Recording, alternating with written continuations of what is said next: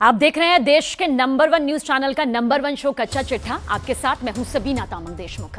कच्चा चिट्ठा की शुरुआत करते हैं इजरायल के होने वाले उस हमले से जिसने पूरे गाजा में गदर मचा दिया। इस वक्त गाजा की 11 लाख आबादी के पास भागने के लिए सिर्फ महज 24 घंटे का ही वक्त बाकी है। उसके बाद इजरायल उत्तरी गाजा में किसी को भी जिंदा नहीं छोड़ेगा। वहीं दूसरी तरफ हमास ने इजरायल को चैलेंज किया है, चुनौती दी है कि एक बार गाजा की जमीन पर आकर देखो, हमास इजरायली सेना की कब्र खुद देगा।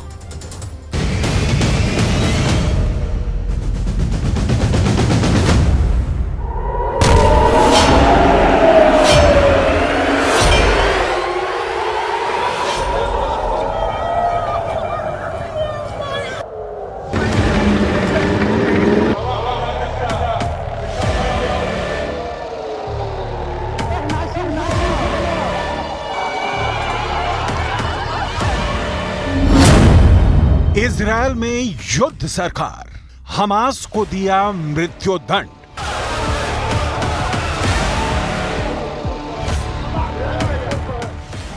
इस वक्त गाजा पट्टी में जितना भयानक खून खराबा हो रहा है उसका अंदाजा शायद दुनिया को नहीं है। 41 किलोमीटर लंबी और 12 किलोमीटर चौड़ी गाजा पट्टी में हमास के हजारों लड़ाके इजरायल से जमीनी जंग करने के लिए बुरी तरह से मचल रहे हैं।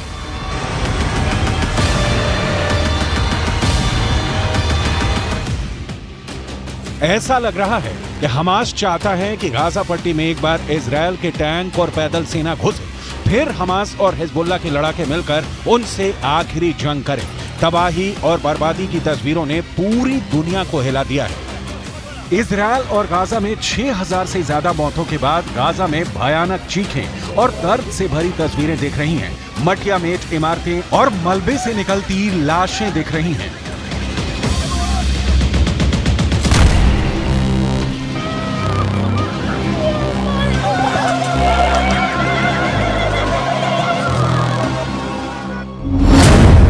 उत्तरी गाजा में सर्वनाश, दक्षिण में भागो 11 लाख।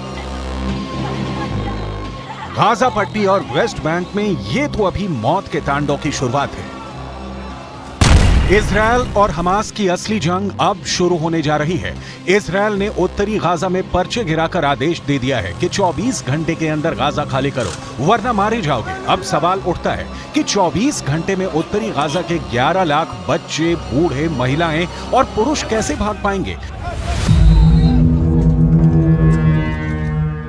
हम आपको बताएंगे कि इजरायल ने गाजा पट्टी का पूरी तरह से सफाई का क्या प्लान तैयार किया है और हमास और हिजबुल्लाह ने इजरायल से गाजा में आखिरी युद्ध करने का फैसला किस जगह पर किया है। हमास हिजबुल्लाह का चैलेंज, हार जाएगा इजरायल। लेबनान का हिजबुल्लाह और गाजा में हमास इस वक्त इजरायल पर लगातार हमले कर रही हैं। हमास ने बंधक बनाए 13 और इजरायली नागरिकों को जान से मार दिया है, लेकिन इधर इजरायल और उत्तरी गाजा में जिस भयानक हमले को करने का फैसला किया है उससे गाजा के लोगों की रूह कांप गई है। आप इस एनिमेशन से समझ सकते हैं कि गाजा में इजरायल की आईडीएफ क्या करने जा रही है। इजरायल अपने 1 लाख सैनिकों, हजारों टैंक और सैकड़ों लड़ाकू विमानों के साथ गाजा के उत्तरी इलाके पर सबसे बड़ा हमला करने जा रहा है। दावे के मुताबिक इजरायल ने उत्तरी गाजा में रहने वाले 11 लाख गाजा निवासियों को दक्षिणी गाजा की तरफ तुरंत भागने का आदेश दे दिया है।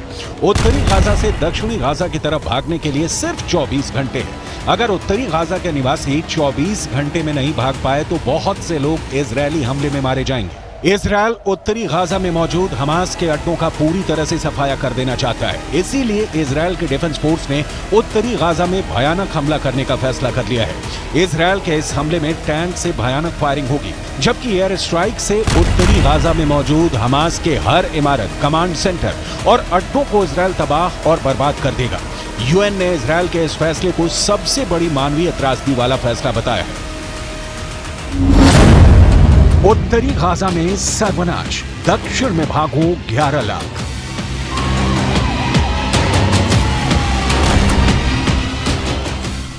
7 अक्टूबर के बाद से इजरायल ने गाजा पट्टी और वेस्ट बैंक में 22,000 से ज्यादा इमारतों और बिल्डिंगों को तबाह कर डाला है। फिलिस्तीन और गाजा के सैकड़ों लोग इजरायली हमले में मारे जा चुके हैं। पश्चिमी मीडिया के दावों के मुताबिक पूरे गाजा में इजरायली हमलों ने कोहराम मचा दिया है। रिपोर्ट के मुताबिक 21 लाख की आबादी वाले गाजा पट्टी से 5 लाख के करीब गाजा निवासी जान बचाकर भाग गए हैं। इधर हमास ने गाजा पट्टी के कई लोगों को कई इलाकों में जबरन रोक दिया है ताकि इजरायल अंधाधुंध हमास के अड्डों पर हमला न कर पाए। हमास ने इजरायल की भीषण तैयारी को देखकर ऐलान कर दिया है कि इजरायल से अब असली जंग होगी। देखिए हमास के प्रवक्ता अबू उबैदा ने इजरायल और समर्थन करने वाले देशों को क्या धमकी दी है। हमास की मिलिट्री विंग ने कहा है कि वो गाजा में इजरायल के जमीनी हमलों से निपटने में माहिर हैं। हमास के मिलिट्री विंग कासेम ब्रिगेड के प्रवक्ता अबू उबैदा ने कहा कि हम अपने रक्षा के पहलुओं पर तैयारियों को फिर से दोहराते हैं, जमीन के जरिए दुश्मन पर कार्रवाई करेंगे। हमास नए घातक और खौफनाक विकल्पों को इस्तेमाल करने के लिए मजबूर हो रहा है, जिसकी वजह से इजरायल को बड़ा नुकसान होने वाला है। इजरायल जमीन पर हमास से नहीं जीत पाएगा। इन्नना क़र्ररना अन नदअ हद्दन लिहाज़ा फ़इन्नहु वमिन हाज़िहि अस्साअह नुअलिनु बिअन्न कुल्ल इस्तिहदाफ़ लिअबनाइ शअबिना अलआमिनीन फ़ी बुयूतिहिम दून साबिक़ इंज़ार सनुक़ाबिलुहु आसिफ़ीन बिइअदाम रहीनतिन मिन रहाइन अलअदुव्वि अलमदनिय्यीन लदैना वसनबुस्सु ज़ालिक मुत्तर्रीन।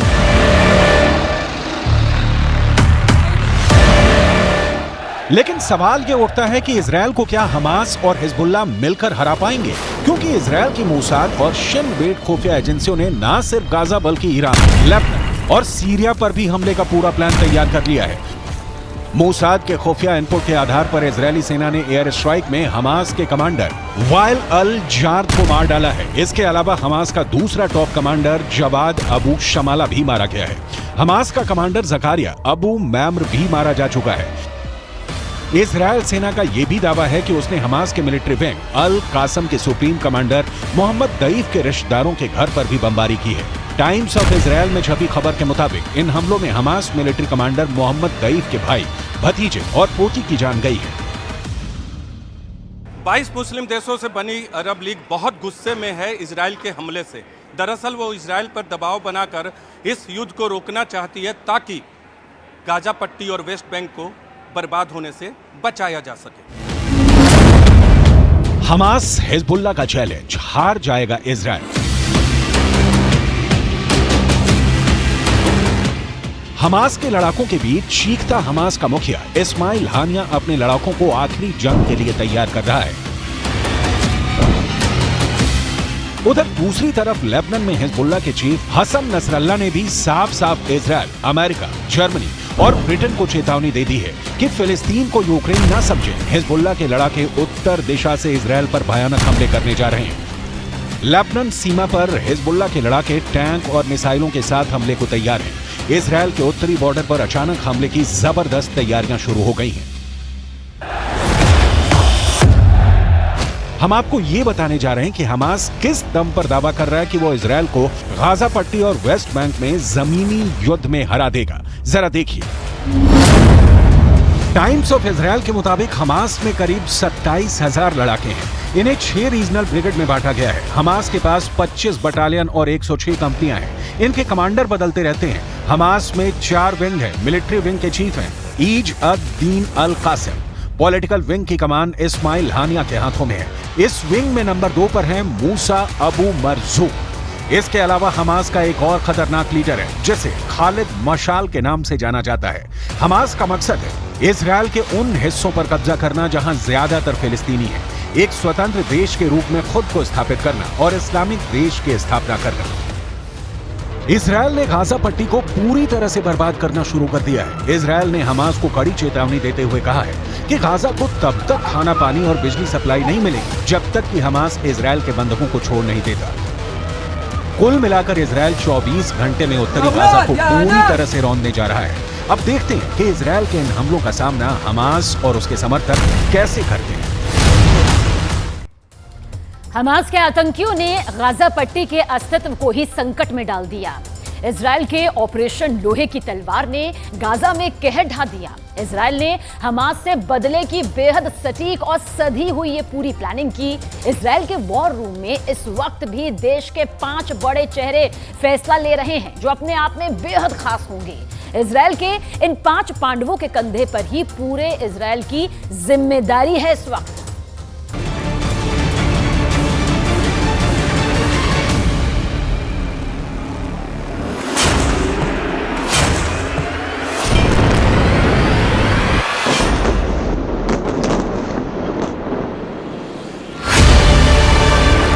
जब तक तोड़ेंगे नहीं तब तक छोड़ेंगे नहीं। कसम देश की खाते हैं, हमास का नाश करके ही मानेंगे। गाजा पट्टी में दिया जलाने वाला नहीं बचेगा। दिवाली के पहले गाजा का नाश निश्चित। 41 किलोमीटर में 41,000 बम बरसाएगा इजराइल।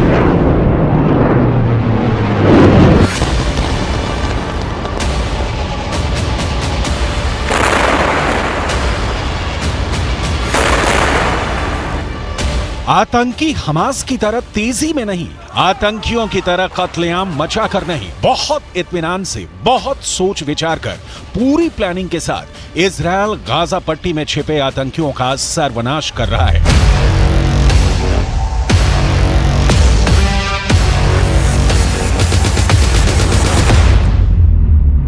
इस सर्वनाश की स्क्रिप्ट इजराइल के 5 टॉप लीडर्स ने लिखी है। इन 5 चेहरों ने हमास के अंतिम आतंकी के जिंदा रहने तक हमले की डिटेल रिपोर्ट तैयार की है। लिहाजा गाजा को मिट्टी में मिला देने वाले हमले से इतर आज 5 चेहरों की डिटेल आपको दिखाते हैं। इजराइल की हिफाजत की जिम्मेदारी इन्हीं 5 कंधों पर है, जो सीधे प्रधानमंत्री बेंजामिन नेतन्याहू को रिपोर्ट करते हैं, जिनके एक आदेश पर इजराइल से गिरी मिसाइल हमास के अस्तित्व को मिटा रही है।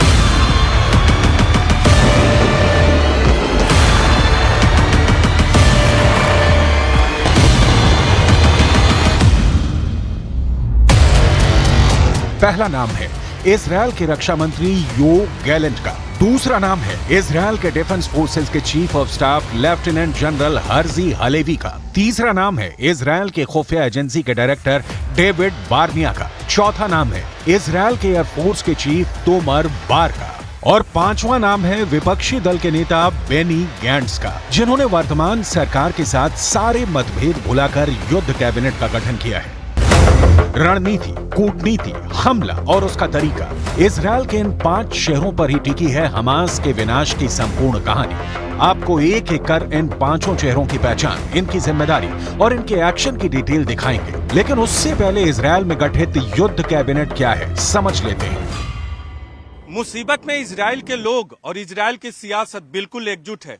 युद्ध कैबिनेट इसकी मिसाल है। दरअसल विपक्षी नेता ने नेतन्याहू सरकार से सारे अपने मतभेद भुला दिए हैं ताकि हमास के खिलाफ युद्ध में सियासत कोई खलल पैदा न करे।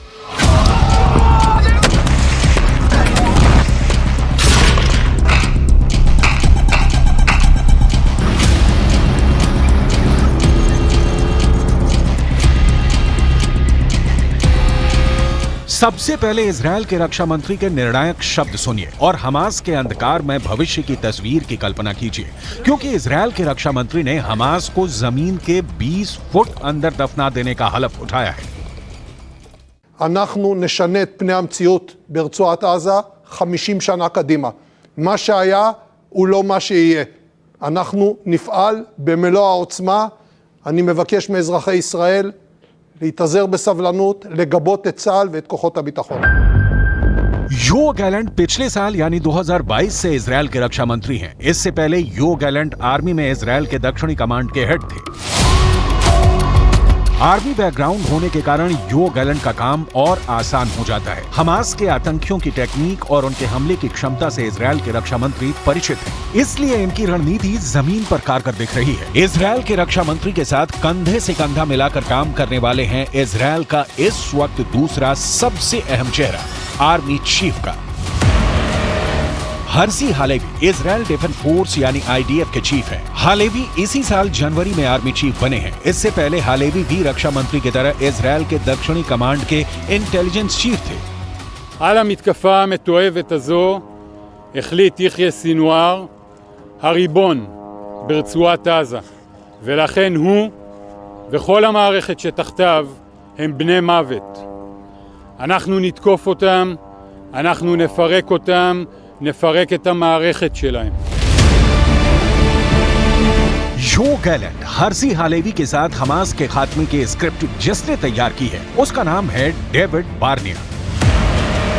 डेविड बार्निया ने 2021 में यानी 2 साल पहले दुनिया की सबसे तेज तर्रार खुफिया एजेंसियों में नंबर 2 मोसाद के डायरेक्टर का पद संभाला था। डेविड बार्निया की तो पढ़ाई लिखाई ही मिलिट्री स्कूल में हुई है और इसके बाद डेविड बार्निया ने मिलिट्री में नौकरी भी की है।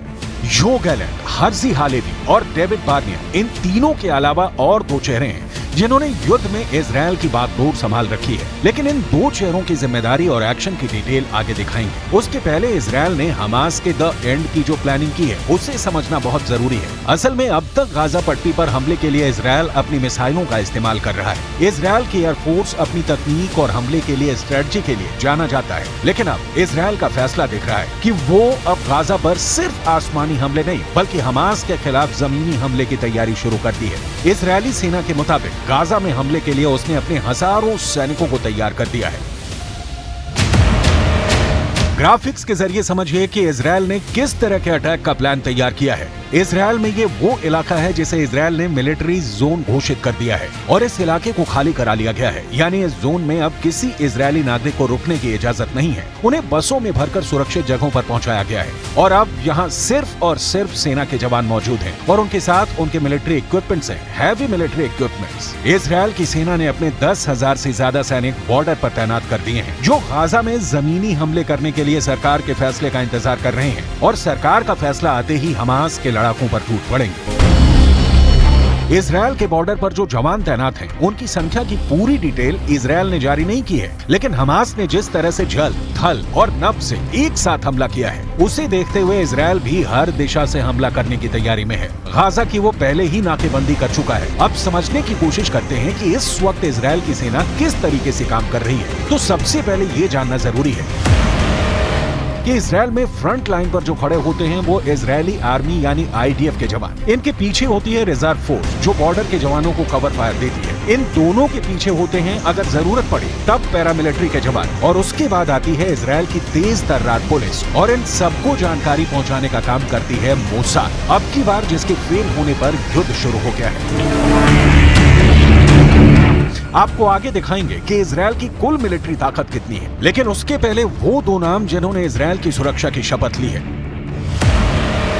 चौथे नंबर पर है इजरायल एयरफोर्स के चीफ मेजर जनरल तोमर बार। एयरफोर्स के चीफ बनने से पहले तोमर बार इंटेलिजेंस डायरेक्टोरेट में काम करते थे। इजरायल एयरफोर्स के चीफ मेजर जनरल तोमर बार ने ही सबसे पहले हमास के खिलाफ मिसाइलें मारने का ऑर्डर पास किया। तोमर बार को इस बात का दुख है कि उनकी सेना को रिस्पॉन्स करने में देर लगी, लेकिन अब तोमर बार के एक्शन बता रहे हैं कि वो कितने क्रोध में हैं।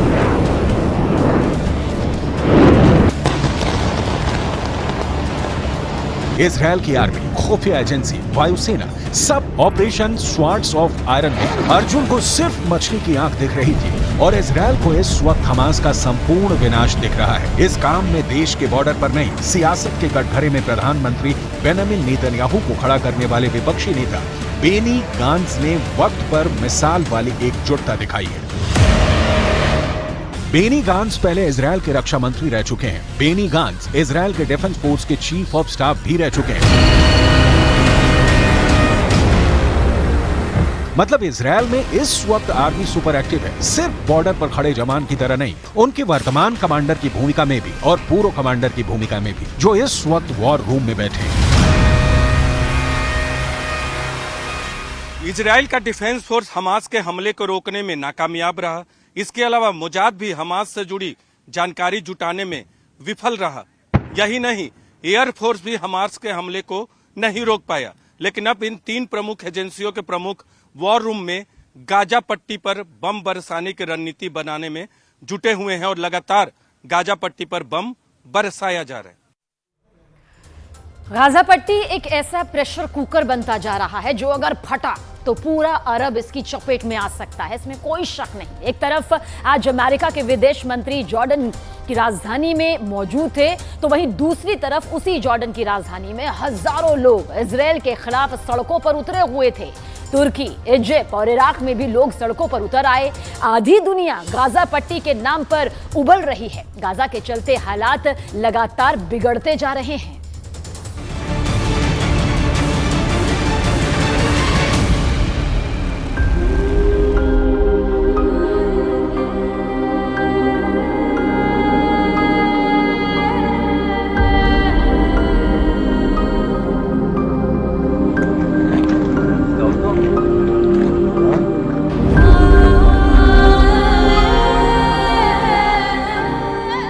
गाजा में पानी खत्म हो रहा है।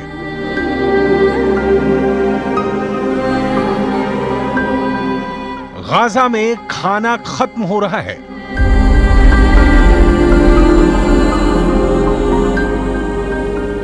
गाजा में गैस खत्म हो रही है।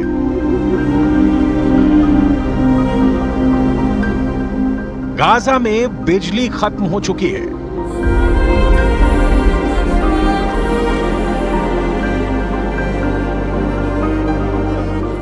गाजा में अस्पतालों की हिम्मत टूट रही है।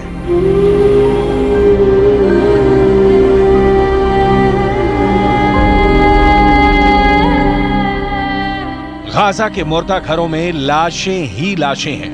गाजा एक ऐसा नरक बन चुका है जिसमें 20 लाख से ज्यादा लोग बेचैन, बदहवास और परेशान हैं।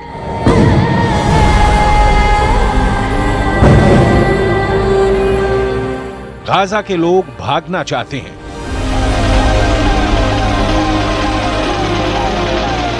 लेकिन आखिर भाग कर जाएं कहां?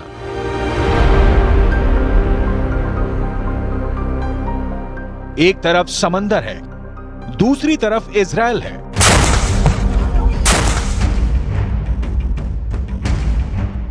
और तीसरी तरफ इजिप्ट है, जिसने अपनी सीमाओं को बेहद सख्ती से बंद कर दिया है। पीने के लिए अब समंदर का नमकीन पानी है। खंडहर बनते जा रहे गाजा का तापमान बढ़ता जा रहा है।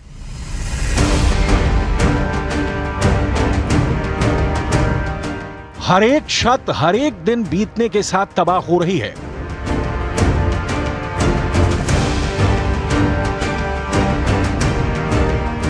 और इस खतरनाक तबाही से भी ज्यादा तबाही इजरायल के लड़ाकू विमानों के बम बरसा रहे हैं।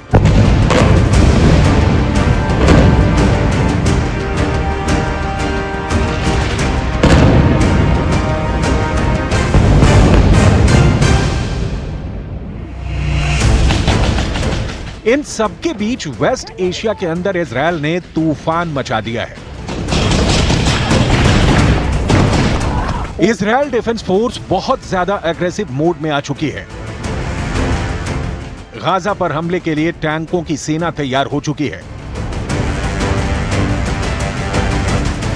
इजरायल के उत्तर में लेबनान की सीमा पर हिजबुल्लाह पर भी इजरायल डिफेंस फोर्स कहर बरपा रही है।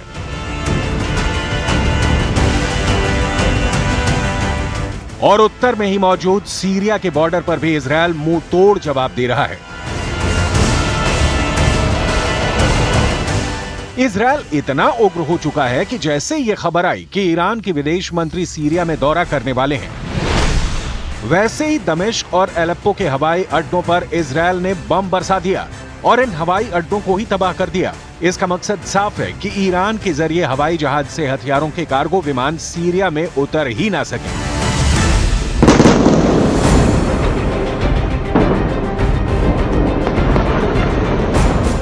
क्या वर्ल्ड वॉर शुरू हो चुका है? इस सवाल का जवाब बहुत सारे एक्सपर्ट्स हां में भी देने लगे हैं। लेकिन इस वर्ल्ड वॉर की धुरी गाजा पट्टी बन जाएगी, इसका अंदाजा किसी को नहीं था।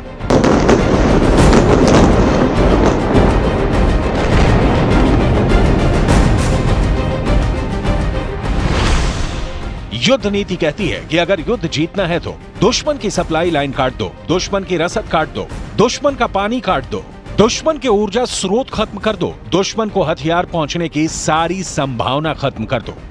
यही वजह है कि एक हफ्ते के करीब होने को है और गाजा के अंदर अब सारे सप्लाई रूट बंद हो चुके हैं। गाजा के अंदर इस वक्त के हालात ये हैं कि फिलिस्तीन के अरबी भाषा के अखबारों के मुताबिक गाजा में दवा की कमी 44% हो चुकी है। गाजा में बिजली की कमी 80% हो चुकी है।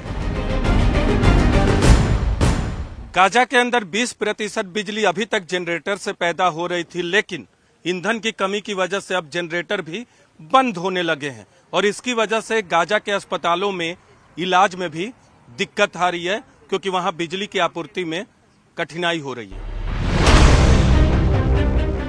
गाजा के अस्पतालों में नाकेबंदी की वजह से चिकित्सा उपकरणों की कमी 33% तक हो चुकी है। अस्पतालों के ब्लड बैंक में खून तेजी से खत्म हो रहा है। अब सवाल ये उठता है कि आखिर गाजा में मौजूद 20 लाख से ज्यादा लोग क्या करेंगे। जाहिर सी बात है कि इजिप्ट की सरकार की तरफ से कूटनीतिक बयान ये आया है कि लोग गाजा पट्टी को नहीं छोड़ें, क्योंकि अगर गाजा खाली हो गया तो इजराइल जमीन पर कब्जा कर लेगा और फिर उनको वो जमीन वापस नहीं मिल पाएगी।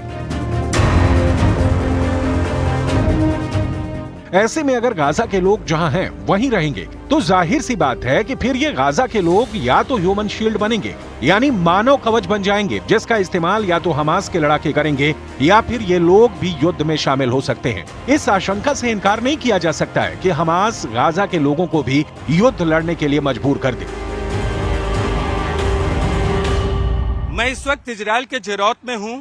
दरअसल खून इजराइल में भी बह रहा है और गाजा में भी, लेकिन असल खूनी खेल तब खेला जाएगा जब इजराइल की सेना गाजा शहर में पहुंचेगी और वहां दोनों पक्षों की तरफ से शहरी युद्ध होगा, यानी गुरिल्ला वॉर होगा गाजा शहर के शहरी इमारतों में।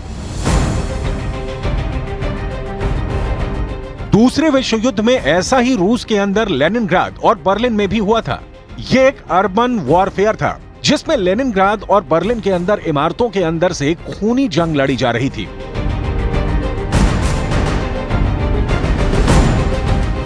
जिसमें बेहद खतरनाक जंग हुई थी। हिटलर जैसे तानाशाह की मजबूत आर्मी भी इस अर्बन वॉरफेयर यानी शहरी युद्ध को नहीं झेल सकी थी।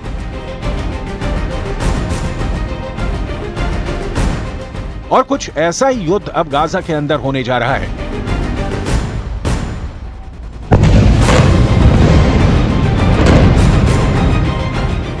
जिन इमारतों को इजरायल ने हवाई हमले करके खंडहर में तब्दील कर दिया है, उसी इमारतों के अंदर से हमास के आतंकी खतरनाक गुरिल्ला युद्ध छेड़ने वाले हैं, जिसका अंजाम क्या होगा ये कहना